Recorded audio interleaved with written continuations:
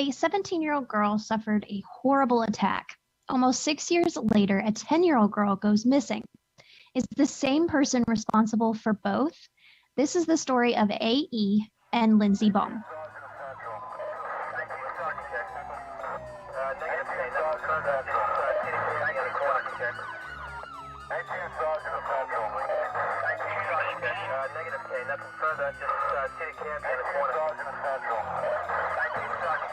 We've got a code 187. Officers on the scene.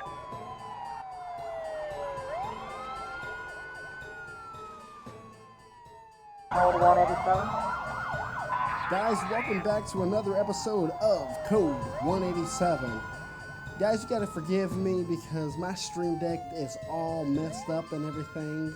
I don't know what happens, but when I hit the ad and then Sarah does her thing, it always switches back to my other shows that I have, and those were some of the sound bites you heard. But enough of that. I'm Joe, your host, and I am joined here with Sarah. And this podcast, if this is your first time listening, is a true crimes podcast. Sarah, tell these guys what we do on this show. Well, we definitely talk true crime, definitely talk mystery and craziness. But we're not professionals. We just kind of talk about true crime. Yes. And make fun of serial killers and, have fun. Mm-hmm. Yes, we do. If you haven't heard the episode of BTK, we made a little bit of fun with him. Last week's episode, we made a little bit of fun about the murders and everything. So, yeah, I like it. We just like to sit back and chill, talk about all our true crimes and stuff like that. So, if you are just like us, we're glad you're here. And if you're not, we're still glad you're here. And we hope you guys have fun. So, Sarah, what is our case this week?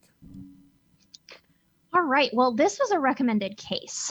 And so I think this is our first fan recommended case that I've done on the podcast. Okay. And at first it was just the story of Lindsey Baum. Okay. Digging deeper, this other victim came up, and it just makes so much sense that they're connected. Gotcha. So we're going to figure it out today. Okay. All right. Are you ready? I am ready, locked, and loaded. Okay. All right. So in March 2003, a 17-year-old girl was abducted.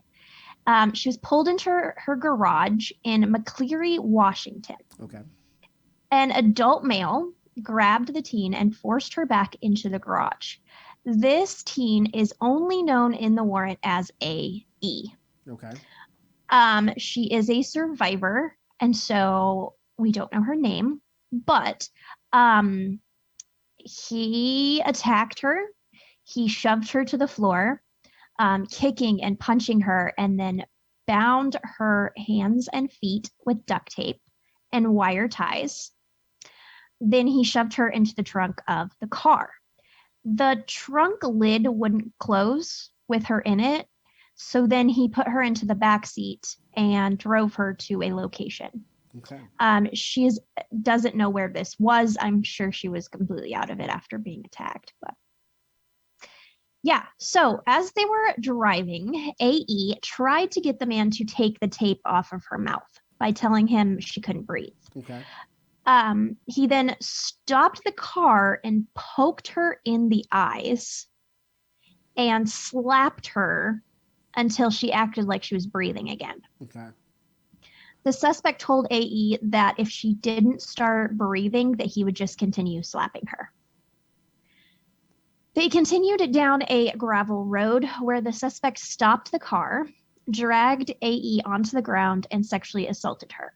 When it was over, the driver allegedly drove to a fire station somewhere in the area and told the teen that if she called the police or told anyone what happened, he would kill her father and burn down their house. Well, why would you drive her to a firehouse then?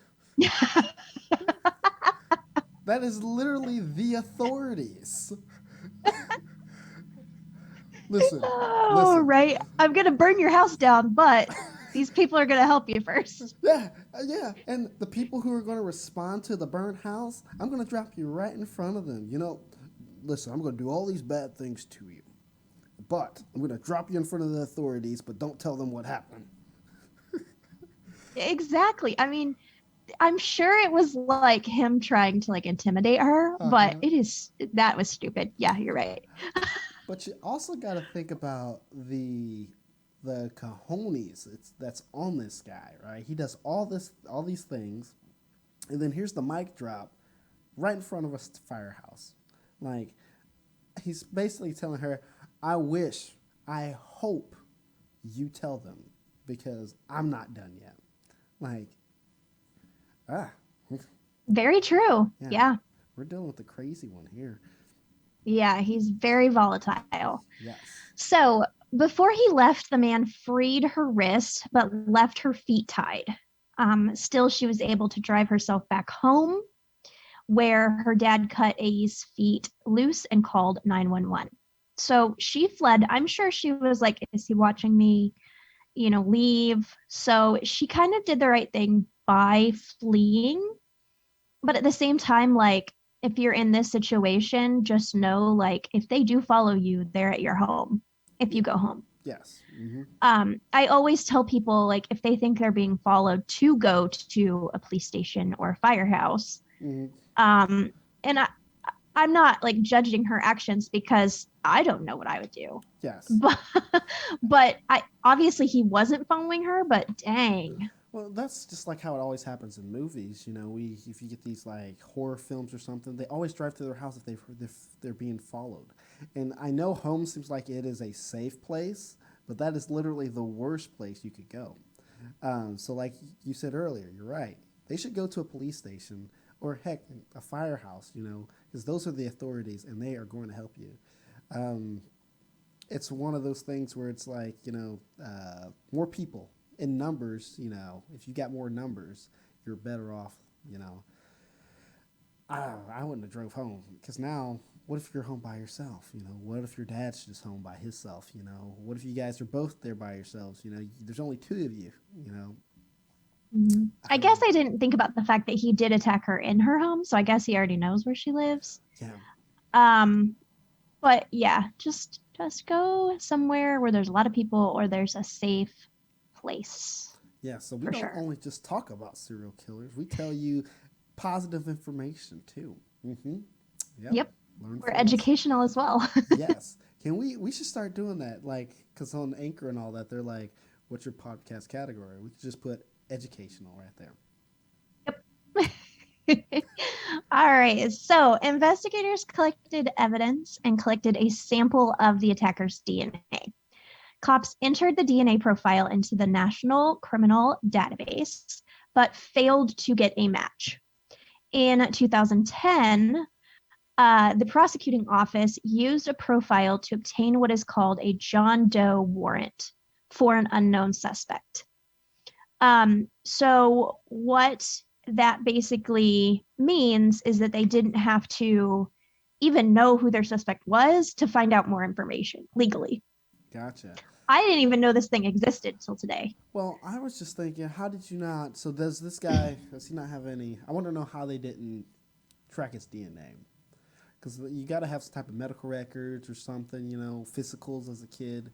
Um, so I'm either thinking because if they put it through and it went successful, they should Well, know it who the guy wasn't is. successful in the National Criminal Database. Okay, So okay, I don't think legally they can compare it to medical records. gotcha. Because then everybody would be like vulnerable to having their DNA stolen or whatever. But yeah, they put it in the criminal database. So that means he is not a previous offender Yes, that they know of.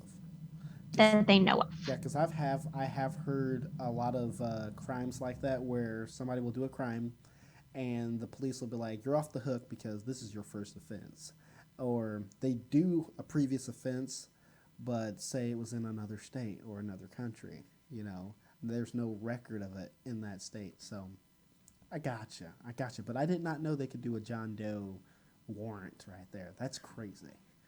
Yeah, and I kind of went down a rabbit hole like because I had never heard of this and I was like, how do they even do this? Uh-huh. Um, so the best example I got was a John Doe warrant can be issued for an arrest of a person by sight and not by name.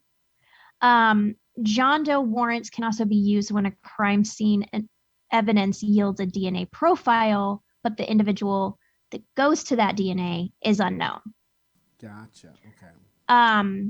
So they didn't want the statutes of limitation to go by without getting a search warrant. Gotcha. So doing this, John Doe, she could at least do a lineup, testify to his looks, stuff like that. Okay. Gotcha. Okay. It's very complicated how law and all of that works. But I want to know how this even came about. Like, because you got to think about this. There had to be a previous offense for this. So, like, man, to even come up with that, there's so many laws and things that, I mean, we talk about murder and stuff all the time. And just to figure out new stuff like this, it kind of blows my mind. Like, who did they catch and then got their DNA? But, oh, man, that's crazy. I Yeah, it definitely is. There's your tagline. Uh, that's crazy. Um, I think it's probably best used in rape cases Yes. because you could have their DNA. You could have someone who's wearing a mask, but yet has an identical like tattoo Yep. or body part or something that you can identify, the victim can identify, but the law can't get a warrant for. Gotcha. Gotcha. It's very complicated. Mm-hmm. Mm-hmm. All right. So in December 2020, the sheriff's office submitted the alleged attacker's DNA to a genealogy lab. New tests led to a short list of people who might be related to the suspect. The investigators subsequently, I should not write that word because I know I don't say it, zeroed in on Paul Beaker, Okay. who in 2003 lived a couple blocks from the victim's home. Gotcha. Okay. Okay, so this is definitely a newer thing in 2020, 2021. They're still doing this where they're creating profile from DNA. And boom, we got him. Police were able to get his DNA from a discarded item, which authorities say were linked to the suspect in the 2003 sexual assault. Gotcha. Do you ever watch those like true crime shows where they're like staked out and they're waiting for someone to throw something away? Yeah. Yeah. I've seen. What was I? There was one. There was one I was listening to. It was like the cops had found the perp, but they couldn't really do anything until they found the DNA match. So they saw the guy go into this diner, and then they went into the diner, and they're sitting across the diner waiting for this guy. He's eating and drinking, and then they take everything after he leaves, his cup, his spoon, and everything. And then they were like, "Now we can get him." And I was like, "That's just the craziest thing." You're just sitting there. What is he gonna get up? What is he gonna get up? Oh, yeah, let's go. It's I know it's so strange. It makes me like wonder like what all my DNA is on. Like cuz your hair falls out and like mhm. you just do things without thinking. I I do stuff like that. I don't know. I think I listen to too much crime and stuff like that because Same. yeah, I'll touch something. I'm like, ooh, just in case I'm ever convicted of a crime, let me wipe my fingers off.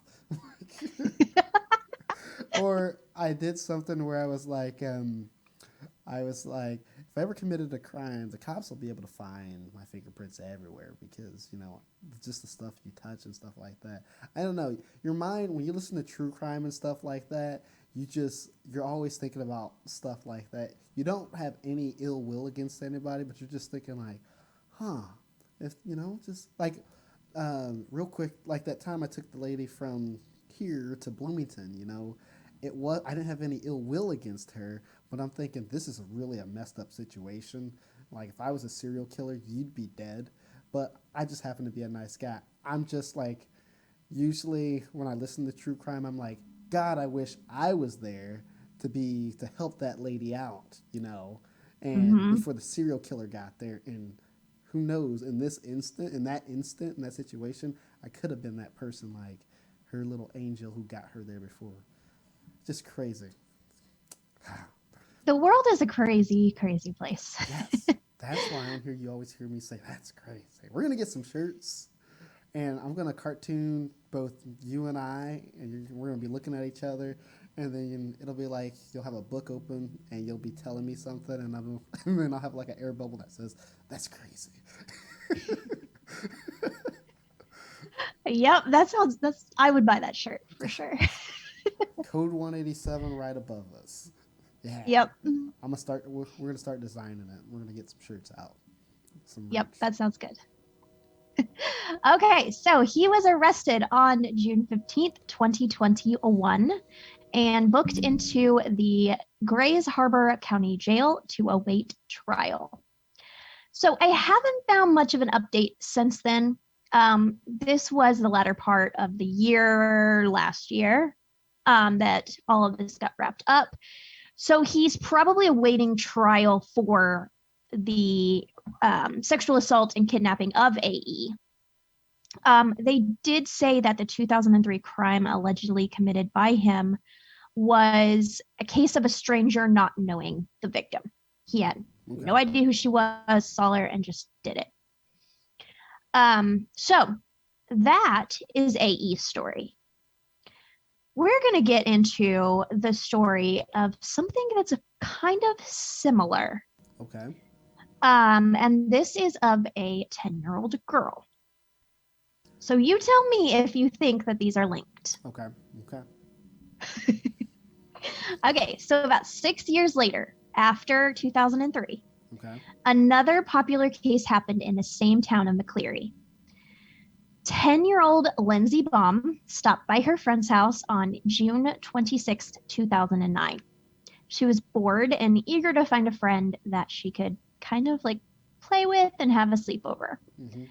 However, her friend's mom said, no, not this night. And so Lindsey left to make the 10-block walk home. At around 9:15 p.m., she was seen by neighbors about halfway to her house. Almost an hour after Lindsey left, she still hadn't made it home. Lindsey's mom called the police, and a huge search of the area was conducted. However, there was no sign of Lindsey. Mm-hmm. Lindsey had moved to McCleary, Washington, 2 years earlier with her now divorced mom and her 13-year-old brother, Josh. After the move, Lindsey made a lot of friends pretty fast. She was polite and smart, and her favorite thing in the world was writing. Same. um, but now, where was she? Did she get lost? Was it dark and no one found her? The days turned into weeks, then years. News sources never really covered this case because Lindsey disappeared the day after Michael Jackson's death. I hate that year too, because you said June 26, 09. That's my birthday. And that's the reason why I hate 2009 too, because of that. So yeah, basically what I mean with that whole connection is that people forgot my birthday because Michael Jackson died. So I could see that would get lost in the news and everything. But what was her mom doing? To not, What do you mean? her mom couldn't go pick her up. I think you said it was like 9 o'clock that she left her Mm-hmm. friend's house. What are you doing letting a 10-year-old? My mom wouldn't let me walk around the neighborhood until I was like 12, 13. So a 10-year-old, what are you letting a 10-year-old do? Unless this is one of those towns where everybody kind of knows each other and it's a safe town. Because there are a lot of towns like that where they haven't had a murder in like years, and then all of a sudden this pops up. So I'm gonna give the mom the benefit of the doubt and just say it was a nice town, but still 10 years old. Yeah, I mean, I agree. They did say that the neighbors saw her walking home, and it was like 10 blocks, which is still a little bit of a trek. Oh yeah. So yeah, I agree. Mm-hmm. I don't know what, maybe the mom was at work. I don't know. Yeah, But yeah. I got a brother who's 19 years old, and he used to walk from work to home, and I was still like, dude, let me give you a ride. Dude, I know it's really out of my way, but let me still give you a ride because we live in a new city. Well, we've been here for 2 years, but he lives in a new city. We don't know anybody here. Now, he's 19. He's a grown man. So Right. if I had my 10-year-old, I wouldn't let them walk 10 blocks. Come on, mama, do something. Yeah. And definitely look out for each other. Look out for your friends. Look out for your kids as friends, you Mm-hmm. know? Yeah, that's like everybody. My brother don't live with us anymore. He's on Life 360. My sister-in-law, the whole family's got it now. My sister-in-law's here. If she ever goes anywhere, Life 360. I get updates when my brother gets home and when he leaves home. You know, sometimes I call him up. Hey man, where you going? Where you going? Where you going? You know, so yeah, you get to track everybody all the time, and it's just crazy. Like when I first got Life 360, it was one of those things like I don't want people tracking me all the time. And then now it's one of those things where it's like after listening to a lot of true crime, it's a lifesaver because even if my phone goes dead, it will still give the last location that it had me at. Um, and even with this new technology like the iPhones, um, I have my Apple Watch. So if my phone goes dead, but my Apple Watch is still on, once you get my phone charged, it'll tell you, oh, the Apple Watch is XY somewhere, you know. So love the technology we have today and Yeah, use and it. definitely go and get that because that sounds like it's super safe. I'm sure like family members and friends of true crime people are like, stop following me, stop bugging me, but we do it because we care. Yes, yes. I mean, in Live 360, it is super easy. We're not getting paid from it, but Live 360 is super easy. It's free. We get to add, Sponsor us. yeah, yes. If there's any people who work for Live 360, sponsor us. We will promote the heck out of you. But we even add like locations, right? So my brother arrives to work, I get a notification. My wife, when I used to work for FedEx, she would use it to know when I was on my way home, so that if she was making any dinner or anything, I could have it hot, you know, stuff like that. And it's just nice. It's just a nice app. I mean, even if you don't like being tracked, you know, so get it. Yep. Sponsor us, please. Yes. And shame on you, Mama. Whoever did they give her mama name or is it her name? They just said mom. I don't think so. Well, shame on you, Just Mama, mom. for letting your 10-year-old daughter walk 10 blocks at 9 p.m. at night. Jeez. So she disappeared the day after Michael Jackson's death, and she deserved so much more Mm-hmm. than what she got. The police had no leads. They didn't know where she was or even knew if she was still alive. Like I said, like the weeks turned into years, and it was just like she just became a missing person, Yep. cold case, pretty much. There weren't many people of interest, but one of them was a man named Tim. Mm-hmm. He owned a jewelry shop on 4th Street near Lindsay's route home. He initially told the police that he didn't know who Lindsay was and wasn't in McCleary that night. Mm-hmm. Um, while the police were looking through CCTV footage from different places in the area, they found Tim in one of the shops in McCleary the night of Lindsay's disappearance. Gotcha. Yeah, so when he started leaving the shop, he started walking towards Lindsay's route. So they were like, Gotcha. dude, why are you lying to us? It looks fishy. Mm-hmm. He was actually someone who looked for Lindsay the night of her disappearance, Classic which, serial killer stuff. yeah, they always insert themselves into the investigation. Mm-hmm. They're trying to figure out what the police know, Yep. Mm-hmm. all of that good stuff. So, when questioned by the police, he said he didn't realize that he had gotten home by 9:30 that night. So, it's fishy. Tim took 2 polygraph tests. Uh-huh. He passed the first one, but police later told him he actually failed it and had to take another. The second polygraph test was inconclusive, meaning he didn't pass or fail. Mm-hmm. After that, Tim refused to take a third one, which at this time I'd be like, all right, like, Yeah. Even if I didn't do it, I'd be like, stop polygraphing me. Yes. Mm-hmm. You already had, because it seems like the first one wasn't his fault. Yes. That Mm-hmm. it was just like he failed it, but they didn't tell him. Yes. Mm-hmm.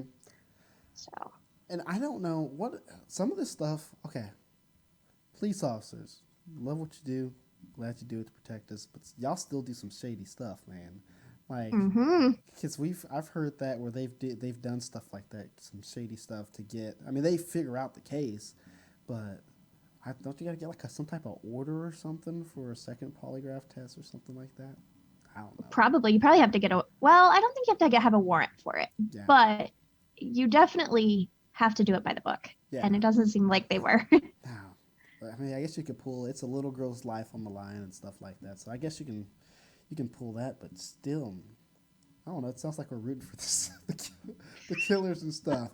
Do it by the books. If they pass the first one, let them go. I always tell people are like, don't you want the killers to fail that polygraph test and everything?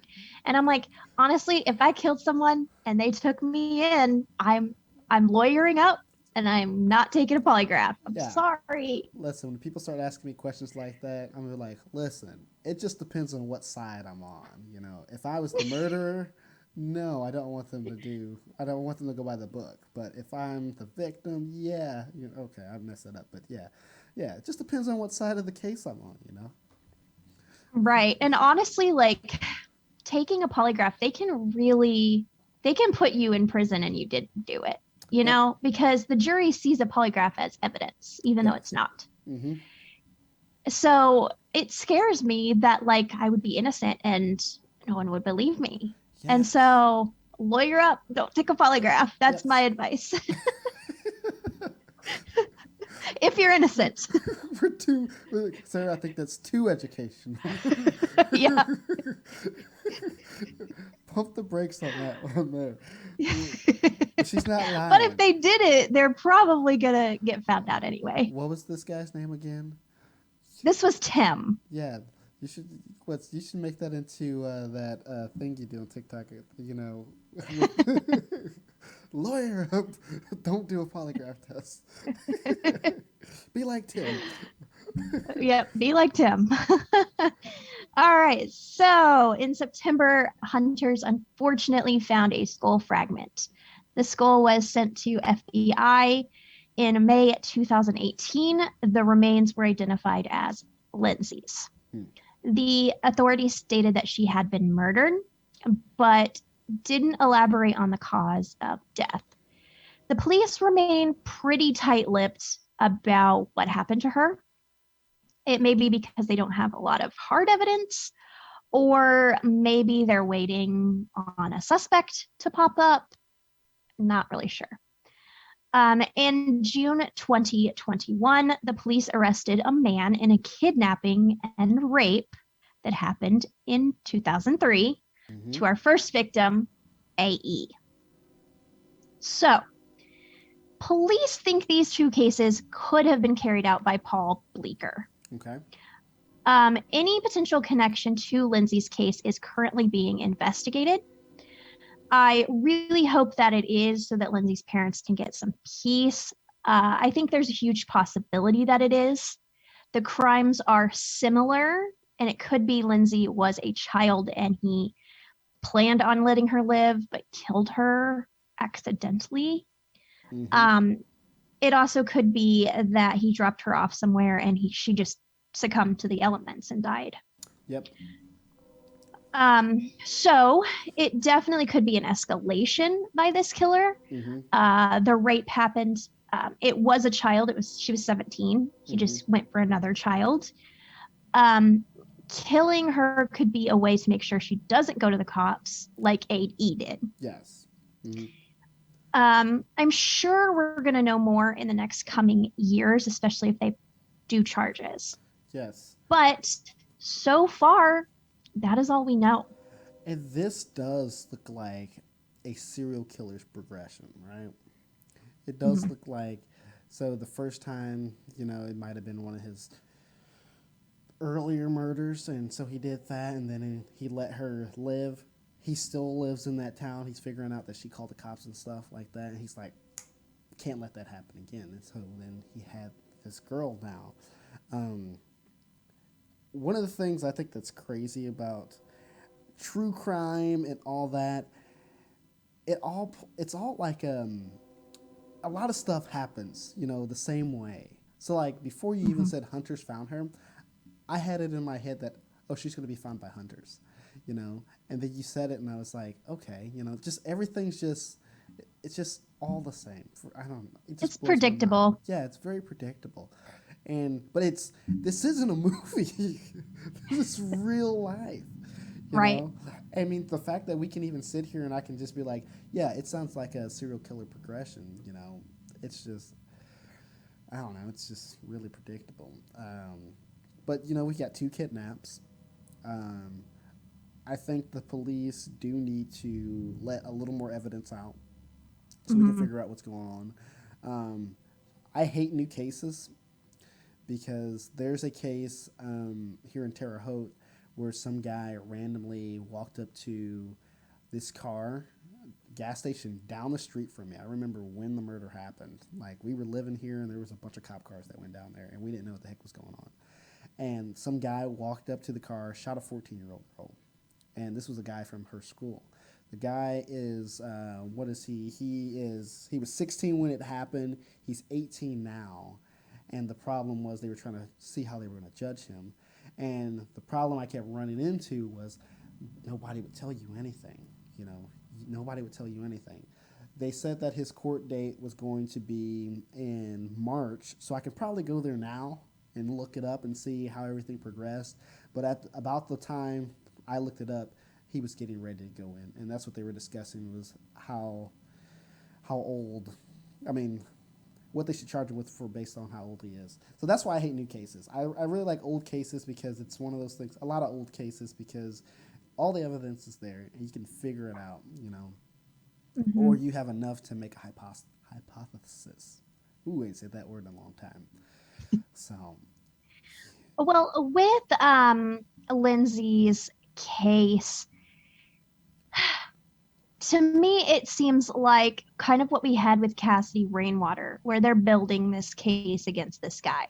yes. I feel like they've got one chance to nail him. Mm-hmm. And I think that's why we see a lot in new cases. It's so hard because they do keep a lot of stuff close to the chest because they're building this case and it takes forever. Mm-hmm. And then with COVID, you always have pushbacks. Yep. So we might not know anything in Lindsay's case for another couple of years. Yeah. And it's really sad. Yeah, it is. I mean, that's a couple of years that her parents, they're not going to have closure about Right. their kid. So they're not going to have closure about their kid. I am nosy, and I want to know more about this case. Like, was she raped? Was she hogtied? Did she have duct tape marks on her mouth? Then guess what? I will definitely say those 2 cases are connected. We don't have anything here. Only thing we got is it was both kidnapping. And he was in the area, but that's still not enough evidence. Yeah, and he told I wonder if how it went. The police like, where were you at 9:30? Or if he was like, they said we found video camera tape of you, and he was like, I wasn't anywhere at 9:30. How'd you know it was 9:30? Kind of a deal, Right.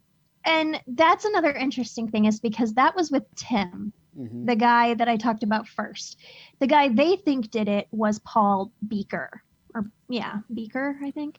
So it's 2 different even suspects that could have done it. Do we know that for sure? Because another thing is with serial killers, they like to take on different aliases, Right. Mm-hmm. So, because that's immediately what I thought of. Like when you told me it was the first person, I was like, okay, we've got Paul. And then you said about Tim, I was like, dude could have easily changed his name. They don't know what the other guy looks. They don't know what Paul looks like. They have his DNA, but they don't know what Paul looks like. That is very true. Yeah. So you could have Paul walking around as Tim, and nobody knows what he looks like. The only person that knows what he looks like is AE. We don't know where she's at this time. She could have been Mm-hmm. traumatized by the situation and moved when this happened, you know? Um, yeah. And like I said, I don't know. We don't know if it's we don't know what kind of town it is. We don't know if it's a Mayberry town where everybody knows people, or if it was a semi-big town like Springfield, you know? Or, yeah, we just don't know. And Yeah. What do you guys think? yeah, what do you guys think? We're sitting here giving our hypothesis. Oh, I almost said it again. I can't say that word. What's another word for it? Our opinions, maybe? Yes, our opinions. Yes. Hypothesis. There it is. Is just more scientific. That's why I wanted to say it. As much as I want to be an investigator, I'm not. Yeah. So Yeah. I need your help. Yeah, we do. It's crazy. Just these things, and they're so interesting. This is why I like talking about true crime, is because, I mean, do I hate cases like this? Yes, because I don't know everything. But then I also like cases like this, is because we get to sit here and kind of speculate and be like, what happened? You know, and yeah, it's just crazy. I'm getting ready to take a drive tomorrow, so I hope my buddy that's driving with me is ready, because I haven't worked for FedEx for about a week. There's a ton of true crime I've missed. So the whole way for the what is it? That's going to be like a 14-hour day.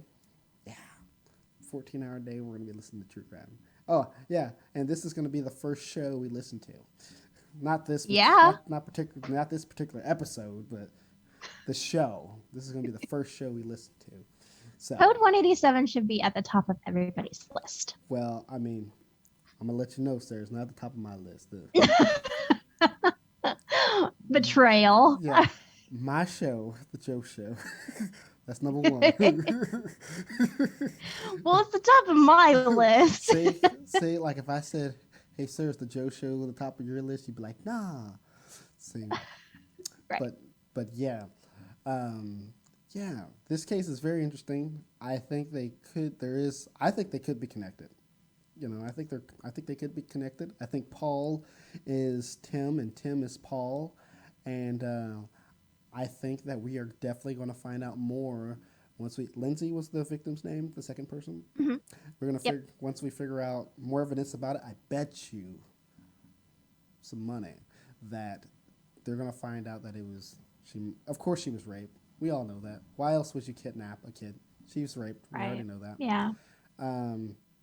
But to see if she had markings on her hands and feet, or if she had some type of duct tape on her mouth, what kind of bruises and things that she had. So, yeah, you know, I can't wait to see. We're going to have to do an update on this.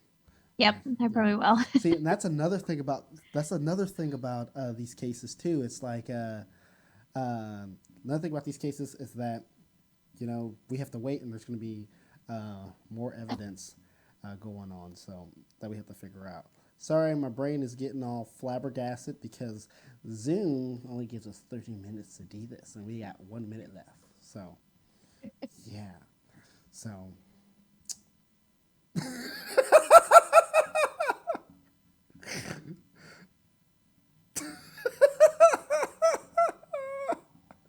Okay, guys. So, when I was talking about how Zoom clicks out and stuff like that, it clicked us out. And I also forgot to do the recording for the Zoom meeting. So there's no video, and there was really good video. We're just a mess. And Zoom's being stupid. So this is what I'm going to do. We're going to end the show, guys. But I want to let you guys know, thank you guys for listening to Code 187. If you like Code 187, you should check out our sister shows, The Joe Show, where we talk about anything and everything. So you want to check that out because you do not know what we're going to be talking about. And if you're also into if you're a geek, I almost said if you're into geeks, but if you're into geeks. Yeah, if you're into geeks, you should listen to Marcus and Mason because they talk about things like Marvel, DC, anime, mythology. If you're into that, check out Comic Corner. They air every single Wednesday at 8 o'clock. The Joe Show airs every single Monday at 8 o'clock. And that's brought to you by Gateway Pro Productions. They do all of the podcasts. And so If you like them, go find them on Facebook at Gateway Pro Productions, where you can get all 3 of the shows and keep up to date. As for now, Sarah, you gotta say your thing. Go ahead. When we're famous, you guys are just gonna look back at this and laugh. That is the case of AE and Lindsey Baum. All right, guys, we'll see you next time on Code 187. See you later.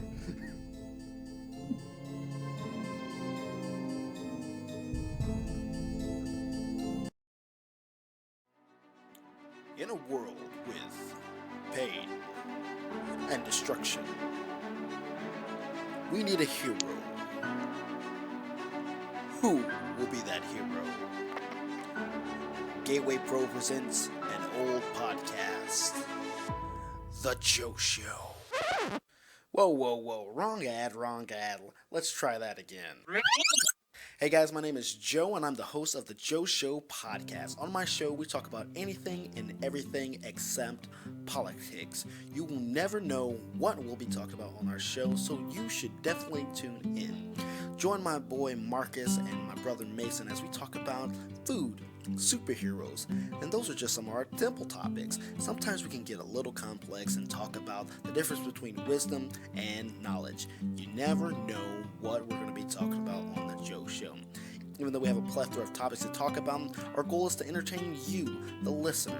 So check us out on social media at Gateway Pro on Facebook, The Joe Show on Reddit, The Joe Show 2020 on TikTok, and The Joe Show _20 on Instagram. You can also find us Spotify, Google Play, Apple Podcasts, or anywhere you listen to podcasts. Join us every Monday at 8 o'clock.